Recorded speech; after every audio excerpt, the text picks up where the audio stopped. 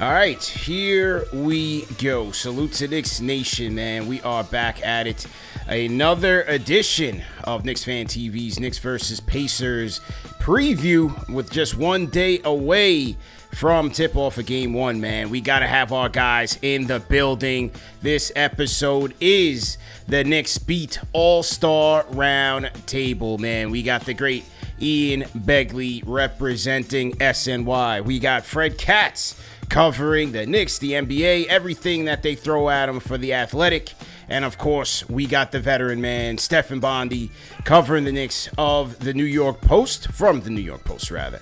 So hit the like button, hit the share button, and subscribe to the channel. And if you guys want to call in and talk to these guys, man, hit us up on the KFTV Discord. But all you can do right now is like, share, and subscribe. All right, man, let's get into it. Fellas, how are we feeling today, man? How are we feeling? I know, you know, it's a little downer when we bring Matthew in the mix, but I like Matthew, man, you know? Yeah, it's tough. It's tough. Just don't let him get going on stories, man. Yes. between me and Berman, nobody actually leaves this beat. Yeah. Yeah. We just stay here forever. Right.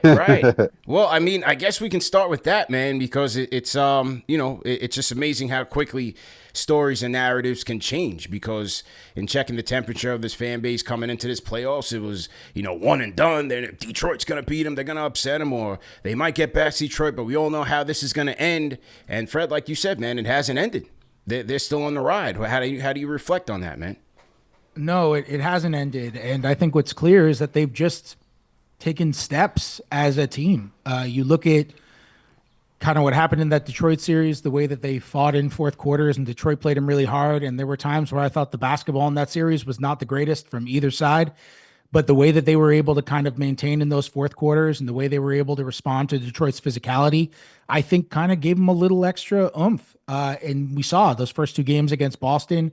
We saw Mikal Bridges respond defensively. He's played the best defense of his entire season easily during this playoff run. And we saw them cap off that Boston series with easily, by far, not even close, the best game they've played all season, when they just blew the doors off of Boston to win by 38 and move on to the next round. I think they have cleanly played their best basketball at this point in the season. And, this is when you want to be playing it. Yeah, and Ian, that's what I thought. Obviously a lot of the emotion and the elation of winning that Game 6 was making the conference finals, making it for the first time in 25 years. But I thought a big part of it was the quality in their victory. For like the first time we saw in this playoffs, this team really play at an elite two-way level. It was very impressive. Yeah, what was interesting to me too, CP, was coming off that Game 5 where transition defense was awful. There was a lot to clean up. What the guy said after Game 6 was, hey, this started, the day before Game 6, looking at film, identifying what we needed to do better, communicating in a proper fashion. And so it was interesting to me that they were able to clean the stuff up that got in their way in Game 5, because we haven't always seen that from this group. But to me, it's another sign that they're trending in the right direction. Certainly defensively, they talk about there being, another level they can get to. And based on what we've seen in the playoffs, I think that's true. I don't know if they get there, but just the way things have shifted from late in the regular season to how they look now in the postseason, and, course correcting on the fly when you talk about Game 6, that's what impressed me. Steph, what about you, man? What were you impressed by with their advancement to the ECF? I mean, it's a key in all sports, and what you're seeing is health and confidence, and that goes a lot of way towards momentum. They talked all along about we want to be playing our best basketball when it matters in the playoffs, and that's what you're seeing. This has been their best basketball, and like Ian said, they said that there's another level, but it's hard to imagine a higher level than what we saw in Game 6 against Boston. That was their cleanest, best performance that I've seen in the playoffs. Certainly, I can't remember a regular season game where they might have been better. There probably was, but I can't remember it. And this is when you want to be doing that. And they have that double whammy of health, good health. They're the healthiest team in the playoffs, and confidence right now. And I think when we talk about confidence, I think that goes a long way with a guy like Mikal. who we didn't see him have that earlier in the season. And right now he's playing with a lot of confidence on both offense and defense. Yeah, leading the league right now in the playoffs with steals, making clutch stops on the defensive end, clutch fourth quarter performance.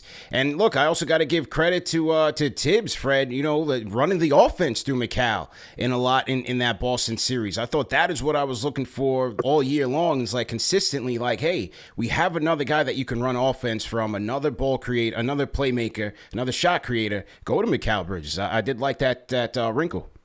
Yeah, I mean, he really, I thought, played a great two-way game in Game 6 against Boston, and there were a lot of times in that series. Honestly, you look at the overall shooting numbers, and they're not great. And I don't say that as even really a knock on Bridges. It's more of just like hey, this guy's playing really well. We can all acknowledge that he's playing super well right now, and the shooting numbers aren't even that great. It's just that the buckets have been so timely. He's like 30% from three in the playoffs. There was a point in that Boston series, I think it was through either 4 games or 5 games, when he had more points in the fourth quarter and overtime during that series than he had in the first 3 quarters of all the games combined. It was just incredible when those buckets were coming, when those stops were coming. He had the steal on Jaylen Brown in Game 1. He had the steal on Jason Tatum in Game 2. And I think his defensive performance dating back to the beginning of the Detroit series has been top-notch, on the ball, off the ball, however you want to say it. Steph was right. He's just caught a rhythm. He's playing with incredible confidence, and he is playing also just more physical basketball on the defensive end. Still not getting to the line, but more physical basketball on the defensive end than he has all year, and it is clearly showing. This is the guy who they thought they were getting, and he's shown it. Yeah, and Ian, that when we talk about narratives about the team, narratives about Thibs is certainly changing now, right? And going into the playoffs, it was, hey, he's got to get out the first round, or it could get dicey, or he's got to show an impressive coaching job against the Celtics, even if they lose, or it could get dicey. Now it looks like he's locked in with this team, man. Made some really good adjustments in these past 2 series, and they're dialed in with Thibs, man. What's been your impressions? Well, I think when you talk about Mikal Bridges, I'll start there because that fourth quarter with Brunson out early in the fourth quarter where the ball's in his hands, he's really done well there. And I don't know if that's something that they've done. I know they went to it. There are different pockets of the regular season, but I don't think they did it consistently, and now they're there. And Bridges is really, I think, thriving in that area of the game. And, I think the double big lineup is something that I didn't know what to expect coming into the postseason. I didn't know how Thibs would use it. But to his credit, I think it's been solid so far for a lineup that, hasn't played together a lot at all. And then also, I'm going to go to Mitchell Robinson in Boston. It's a very small thing, but he kept Robinson on the floor when Boston was intentionally fouling him. I believe it was in a fourth quarter to get closer to the bonus. And that's something that it's a small move. It's a tactical move, but it matters. And it didn't end up mattering in that game, but it showed me the decision levels, or the decisions that Tom Thibodeau is making. He's coaching, quote unquote, his ass off, is how somebody who's been around the team put it to me, and I wouldn't disagree with that. The one thing I would say is, I don't want to be a Debbie Downer. Danny Downer. Debbie Downer. We're going with Debbie. Debbie, Danny. Sure. Don't Debbie, slight Rachel Drash. We're all talking about how, the Knicks super healthy and how they look more able to compete late in these games, and it's because of the minute load and how they play all year. And look, I do buy into that, but I just think that narrative could get popped or shift in a big way if there's an injury. I think it could go all the way the other way. It seems like something that is more based on where we are in a moment. But if there's an injury, we'll all talk about it the other way. If there's not, we'll talk about it this way. But Thibs, regardless of that, he deserves credit for, Josh Hart talks about it a lot, adjusting. Yeah. And Steph, man, you're like me, man. You took the shots at the Minutes Police all year. I was with you in lockstep in that regard. You just saw the athletic trainer, Casey Smith. He got the award for Trainer of the Year. That was a big acquisition pickup by the Knicks. And I just think it's very interesting to see that, as you said, this is probably the healthiest team in the playoffs right now. Conversely, you look at the Cavaliers, who all the talk was Kenny Atkinson. He's pacing his guys for the playoffs. He's pacing them well. And they were probably the most injured injured team, or one of the most injured teams in the playoffs, with Kenny Atkinson even admitting that in that Pacers series, his guys were tired and worn down. What do you make of the Knicks' condition this year? I mean, it was symbolic. Donovan Mitchell at that free throw line, hunched over, looking completely dead tired and missing those free throws. They weren't equipped for those kind of minutes, and injuries played a huge part. Now, granted, it can work the other way. I mean, the OKC Thunder just dead ass tired the Denver Nuggets in that Game 7. They were just came out them in waves, and it caught up with Denver at the end. So it can work both ways. But I will say this about Thibs: he definitely outcoached Joe Mazzulla, and now give Thibs all the credit in the world. But that was also because Joe Mazzulla coached a terrible series. I mean, they were in those games. In that Game 1, they came out, and somebody said to me it was like institutional arrogance to take those kind of 3-pointers that they were taking. And it was like, we're the Boston Celtics. We're going to take whatever the hell we want to take, and these are eventually going to fall down because we're the best team in this series. And Ian mentions that sequence with Mitchell Robinson. What the hell was Joe Mazzulla thinking? What did they have? One foul when they started fouling to get to the bonus? It was like, what are you doing, bro? And so I think a big part of Thibs out-coaching Joe Mazzulla in that series was just Joe Mazzulla being terrible. And he disappointed me because I did think he was a great coach. And listen, he won the title. One series isn't going to define him, but Tom Thibodeau definitely outcoached Joe Mazzulla in that series. Yeah, Fred, jump in on that. No, I agree. I will add to the nuance of the the end of Game 2 when Mazzulla was fouling to get into the bonus.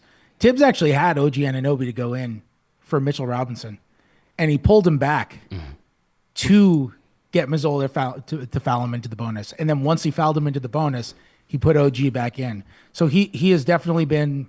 I mean, look, if there's one thing that Thibs is really good at, it's actually against his reputation of like he won't make subs. He's really good at the sort of nooks and crannies subs, the offense defense stuff at the ends of games, that kind of stuff with which possession do we put in OG for here, that kind of stuff. He's very detail oriented with. That was another example of that. I'm with it. They also revamped their defensive identity for that Celtics series. I mean, they switched way more. They ran different types of pick and roll coverages than they did during the regular season. So that was another thing, and that really worked. That was a huge reason. Like, talk about the Celtics taking all those threes.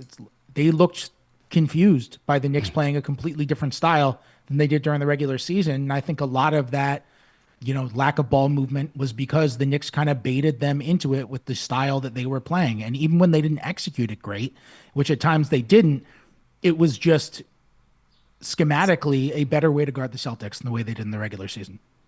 Yeah, I thought that was necessary. Like, going into that series, I thought their only chance to win that series was to be a completely different team, especially defensively, than what we had seen in the regular season. And they came out looking that way.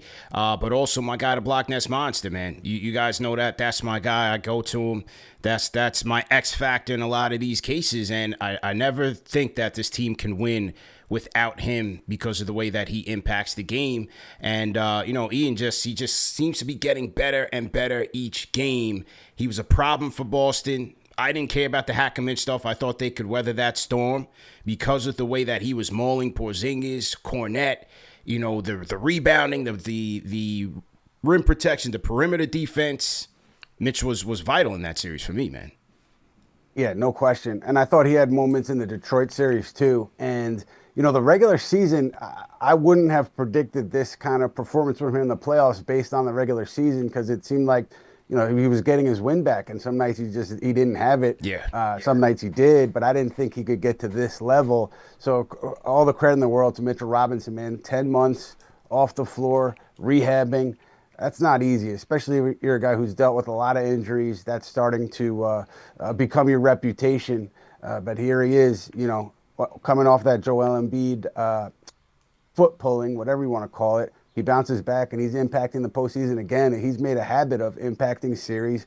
And, the Knicks obviously are going to need it to continue here against Indiana if they want to have success against the Pacers. But to have him at this level, it just makes the team different. It gives them such an added boost, obviously defensively, but just I think not even if he doesn't get the offensive rebound, the idea that the opponent has to pay attention to him and commit a body to him, that even helps. So yeah, it just really changes the front line for this Knicks team. Yeah, no question.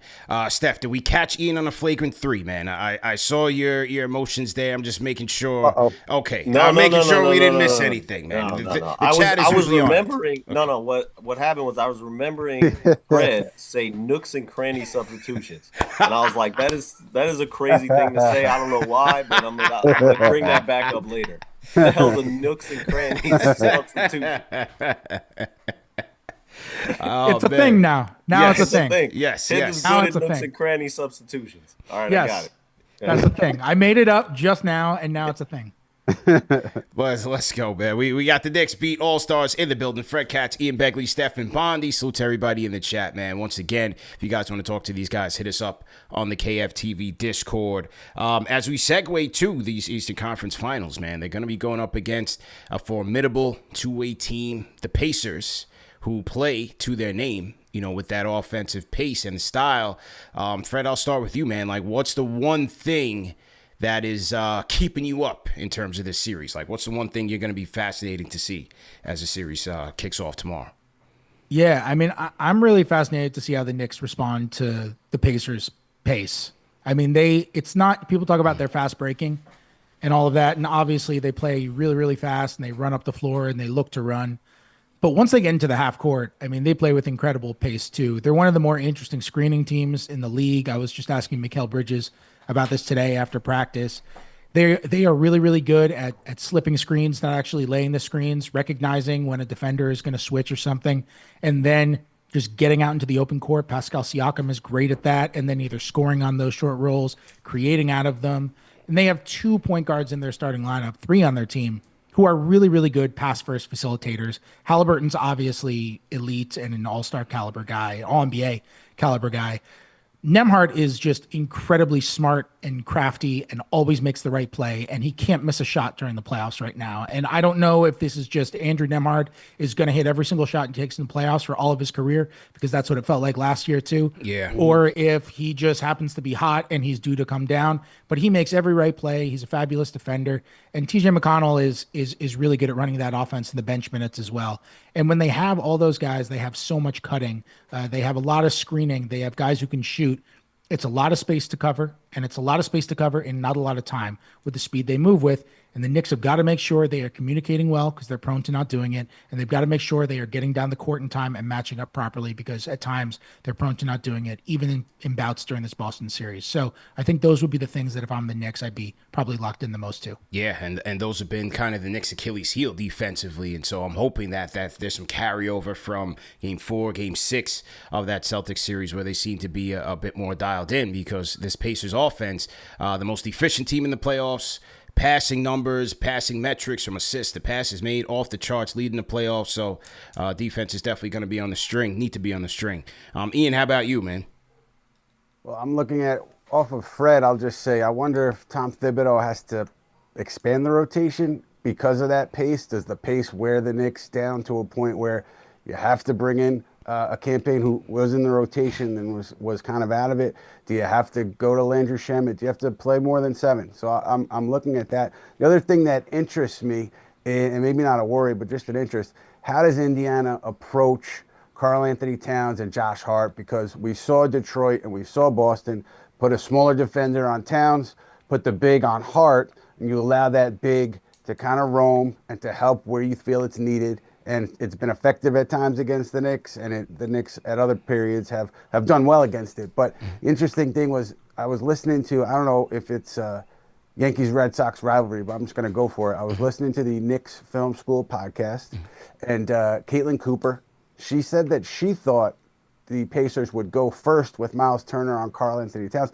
That would be a departure from what we saw from Detroit and Boston. So, the Pacers have options there. It's something that the Knicks have had to navigate the first 2 rounds. Are the Pacers going to force them to navigate it again this round? That's the tactical thing that I'm looking for early on in Game 1.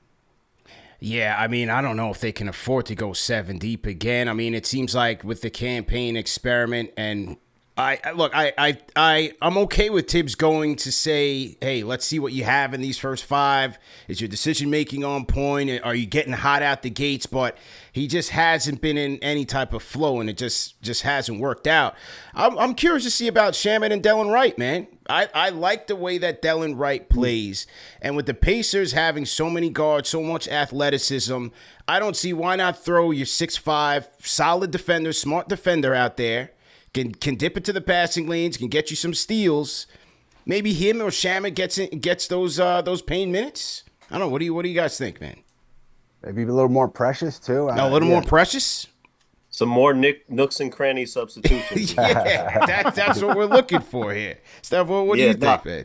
Yeah, I mean, call them Knicks and crannies. What Knicks we'll and crannies.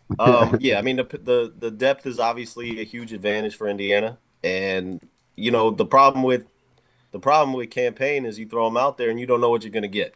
It's like, all right, you're either going to drop 10 points in 15 seconds or we can't play you because you're missing everything. So it's hard to predict exactly how that's going to unfold.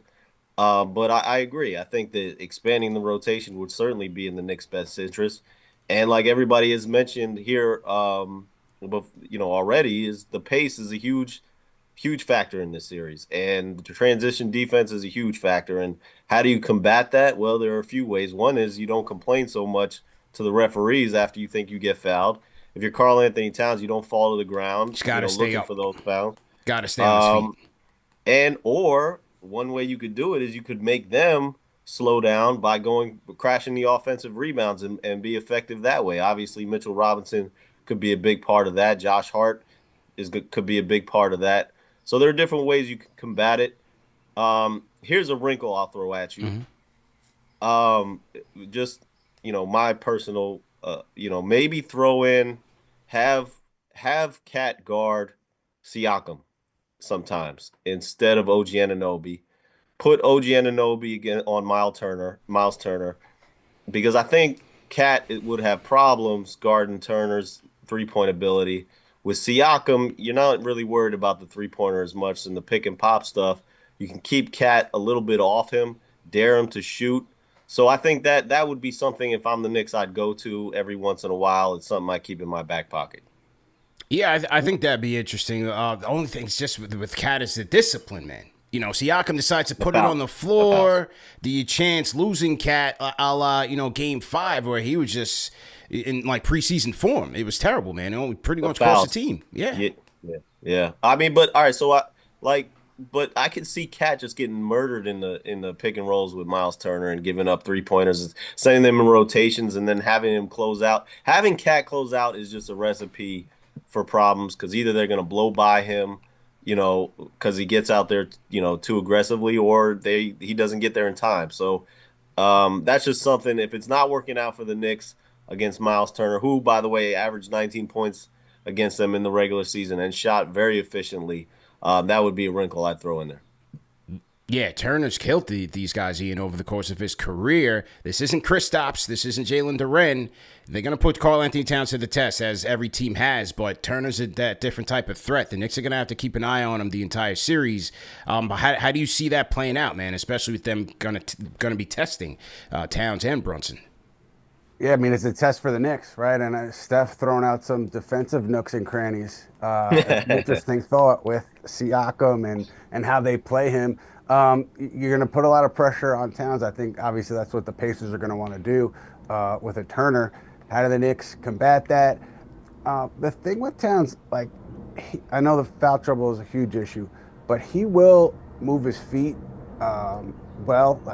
decent percentage of possessions when you have him come up, play at the level, or come out on the perimeter. I thought he did really well. I think it was Jaylen Brown and Jason Tatum when Tatum was healthy. Might have been game 2 where he was switched out onto the perimeter. It was just him. He was on an island, and he moved his feet pretty well. So maybe if you take the shot away from Turner and you ask him to put it on the floor, maybe Towns gives you something there, and it's not something that you have to worry about as much. But, yeah, certainly he has been a problem for the Knicks for a long time, and he's going to be a key to this series. But, Fred, I just want to say, if you keep going with nooks and crannies, I think there's something there. You could be like the first like English muffin influencer. I think you should go We with should it, bro. just skip the steps and call them like English muffin There, substitutions. there you go. There you go, man. It rolls off the tongue better. Yeah. Fred, Haliburton obviously deserves a ton of respect, having a great playoff run. Clutch numbers are up there. He's not Brunson, but he's up there as well. What do you think defensively Thibs does here to kind of just throw him off out of rhythm and get him uncomfortable?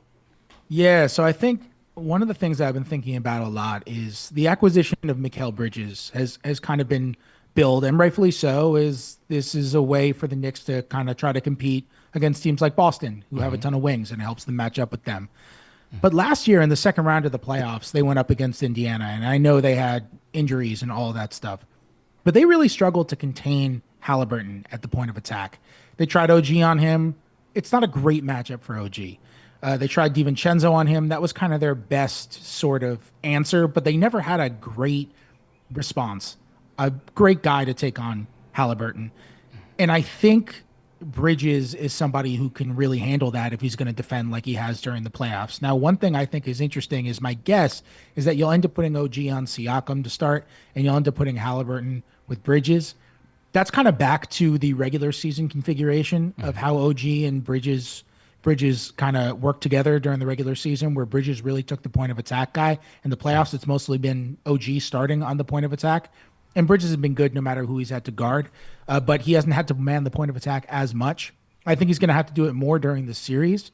I think we've seen enough from him during the playoffs to where we can hold him to the standard of being like, he's probably going to be really good at it. But Bridges guarding him is going to be big. I do wonder if they're going to continue to switch on pick and rolls more than we saw during the regular season. That could be a way you talk about, Turner hitting threes on the pick and roll, or the pick and pop.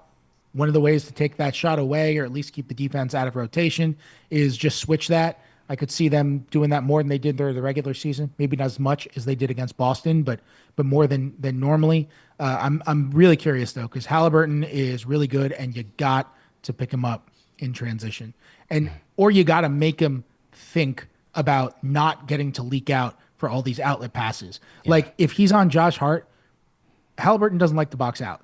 If he's on Josh Hart's got to crash like crazy. And I promise you, he will. Yeah. Like when Josh Hart sees somebody who doesn't like to box out, he will go to the rim like crazy on the offensive boards. And they gotta just find ways to make him a little more uncomfortable in space. Yeah. And Ian, speaking of uncomfortable, you could expect Indiana to make Captain Clutch Jalen Brunson uncomfortable, throwing several of those guards on him, 94 feet, TJ McConnell, a lot of those pesky guys.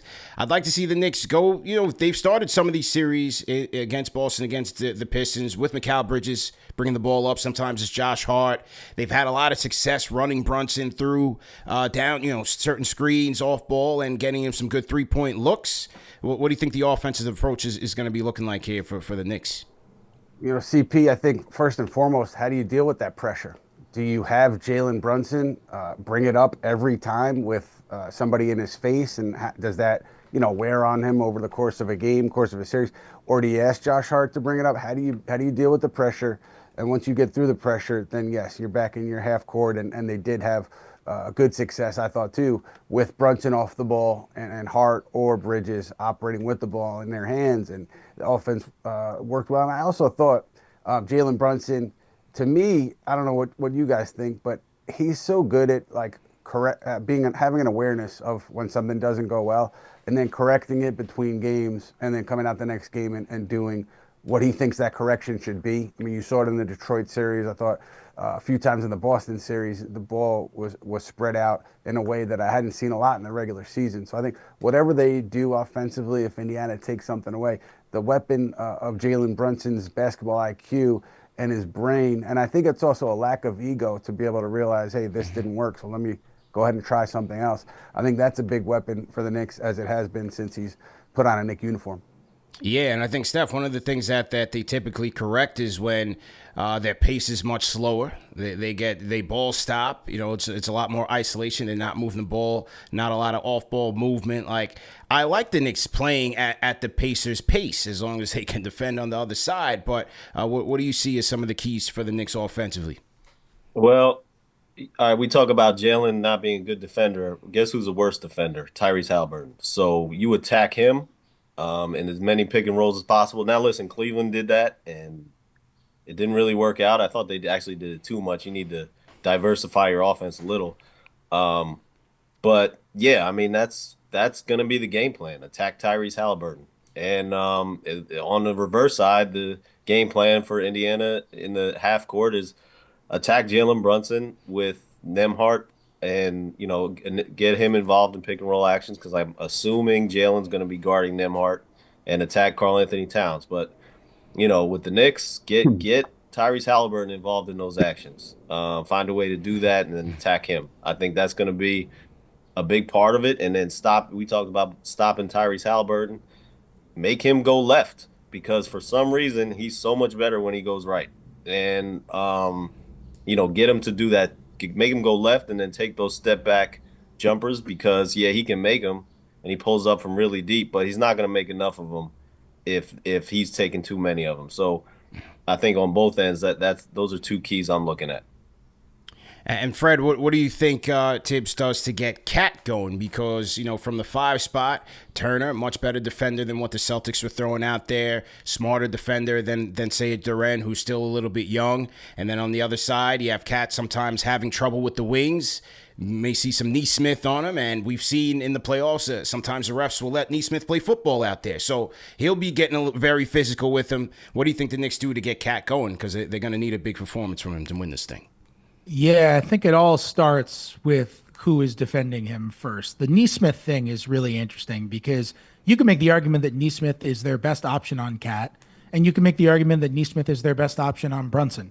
And there's nobody else in this series on either team we can really talk about in that fashion because of just the situation the Pacers are in. And they're a better defensive team than their reputation says. But if you have Nesmith on Cat or Siakam on Cat, I really do think that that is an opportunity for him to take those guys down low. He is much stronger than those guys. Like Tobias Harris was a guy who, I think we all watched that and thought he should be getting better post positioning on these guys, on that guy. But Tobias Harris is stronger and played Cat really tough than some of the guys we're talking about here. Even though Siakam is a very good defender and Nesmith's a very good defender. If you've got Turner on him, that's when Cat might have the opportunity to just kind of pick and pop. And even he's got to prioritize the 3 in that situation because what you're doing is you're pulling Turner away from the paint, which is where he's really at his best. And when Cat has a 5 on him, that's when he takes his threes. He doesn't like taking threes when there are smalls on him. He doesn't run as much pick and roll with Brunson when there's a small on him. So I think it all starts with like how he's being defended, and he's got to prioritize post positioning. The Pacers don't really double guys in the post that much historically. Well, we'll see exactly how they end up handling that because Cat is just a different sort of mismatch, especially if they cross match, which they never did during the regular season. It was always Thomas Bryant or Miles Turner on Cat. So we'll see exactly how they come out. And I think they just got to make sure to prioritize him, especially early, get him going in whatever ways the defense is giving it to him. Yeah, I agree, man. And, lastly, I'll say, like, in regards to the bench, we know Indiana certainly has that the advantage. Knicks need another big one from Deuce, man. He had a fantastic series against the Celtics, tough one against the Pistons. He's brutal against the Pistons, great against the Celtics. He needs revenge against McConnell, and this time it's McConnell, it's Mathurin. They got a lot of weapons off the bench, but Deuce's offense off the bench for the Knicks, I think could be an X factor here, man. What do you guys think? I thought he sparked them several times in that Boston series. He and Mitchell Robinson, when they were on the floor together, I thought they changed the energy in a few of these games. And, it was night and day, his shooting against Detroit, shooting against Boston. I don't know how you would explain it. I don't know how he would explain it. But, yeah, if he can knock those shots down the way he was against the Celtics, that also makes the Knicks a different team because it's not something that they had consistently all year in the regular season. And I go back to last year too. That Philly series. Remember the first two games. Jalen Brunson was not shooting the ball well, and Miles McBride played really well in those two games, helping keep that Knick offense at the level, floating. So he's got the ability to do it. We saw him do it in the Boston series, and that's a big key, I think, for the Knicks because, you look at that bench. We all talk about it as a thin bench. They're going to rely on this. You're going to have to rely on this bench for, I think, a bigger portion of this series than you had to against the Boston or against the Detroit. Yeah, there you go, man. All right, so with that being said, fellas, game 1 tomorrow, 8 p.m. at the Garden. Steph, predictions and X Factor, man. For game 1 of the series? No, for the series. For the series. Yeah. Knicks in 7. Okay. And X Factor,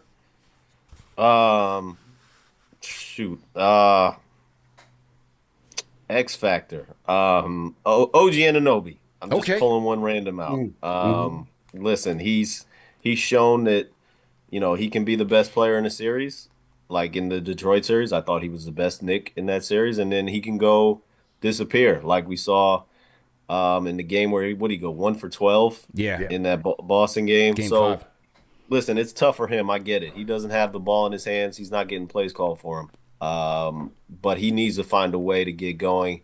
This is going to be a good series, an opportunity for him because the Pacers like to play fast. He likes to get out in transition. That's how he gets a lot of his buckets. So the Knicks, if they get a big series from OG Anunoby, they're in good shape. Ian, how about you?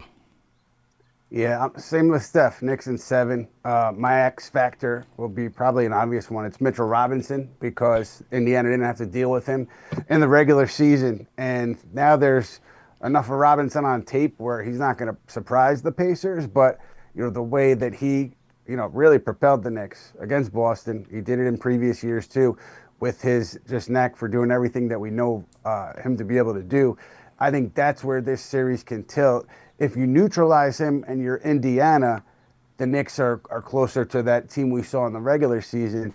But if you let him kind of do what he did against Boston, Luke Cornett, Porzingis, he really had his way against those guys, then the Knicks team, it's just a different team. It's a different animal to deal with. So I'm going Mitch as the X factor and Knicks in 7. Matthew.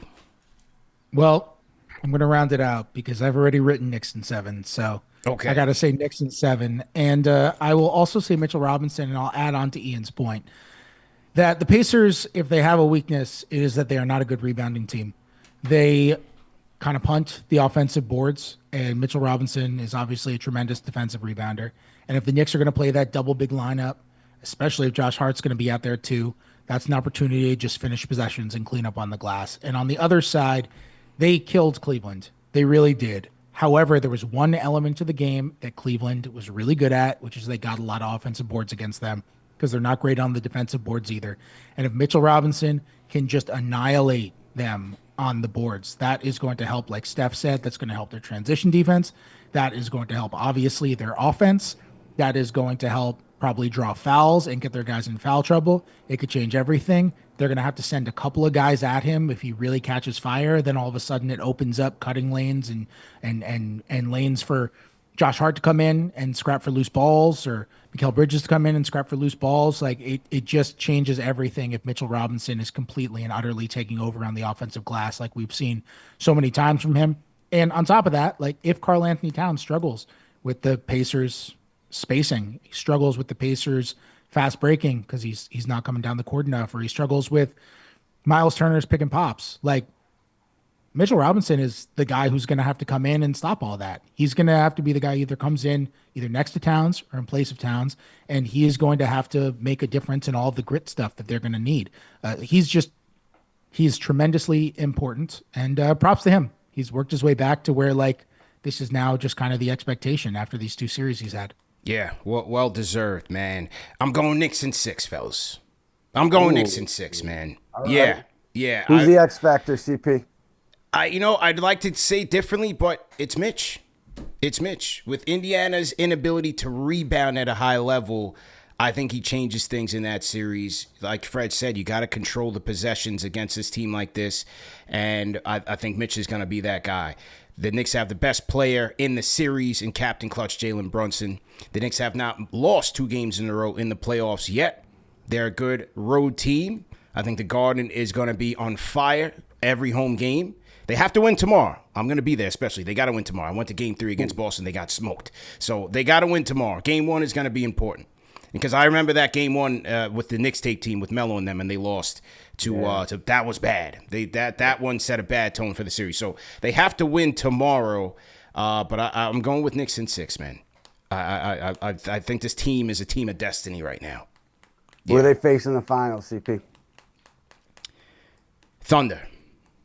I think the Thunder pull it out. Even though I like the way that Minnesota's balanced, I'm happy for Julius that he's having playoff success, Ant-Man, the whole 9. I just don't know if Minnesota's decision-making is consistent enough against a stingy Thunder defense. The way I seen them smother Denver in Game 7, if Minnesota is coming out shaky like that, the Thunder can capitalize. But also you could say, hey, who's this Thunder team to get pushed to 7 by Denver? So I think it could go 7, but I'm going to go Thunder. Thunder there with the home court advantage. All right. Yeah. So Knicks Thunder, man. History in the making. All right. Yeah. There we go, man. Fred, by the way, is a huge OKC guy. He is. He is. That's his roots, man. Yeah, I know. Yeah. He's the only one too, because everybody else, nobody else I know wants to go to OKC.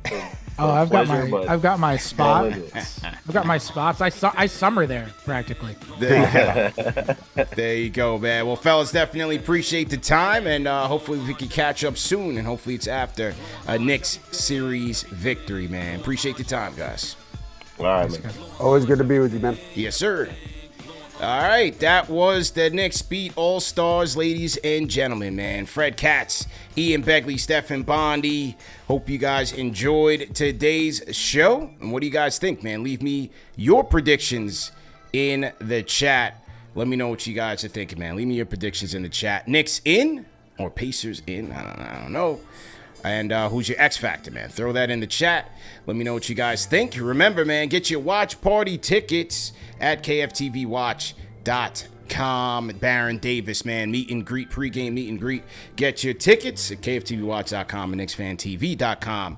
Also, salute to our sponsors of the night. Shout out to Morgan and Morgan. Go to fightforthepeople.com/KFTV. If you've been injured, you deserve to be paid. And listen, man, the one thing about Morgan and Morgan is that their fee is free unless you win. Once again, shout out to Morgan and Morgan for supporting today's show. Over $25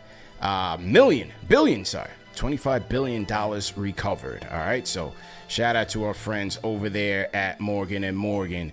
And listen, man, if you guys are trying to head to the Garden, they're saying that the get-in price is $668 for Game 1. All right, so if you guys need a little bit of help, you guys know where you can go, and that is SeatGeek, the #1 rated ticketing app of KnicksFanTV.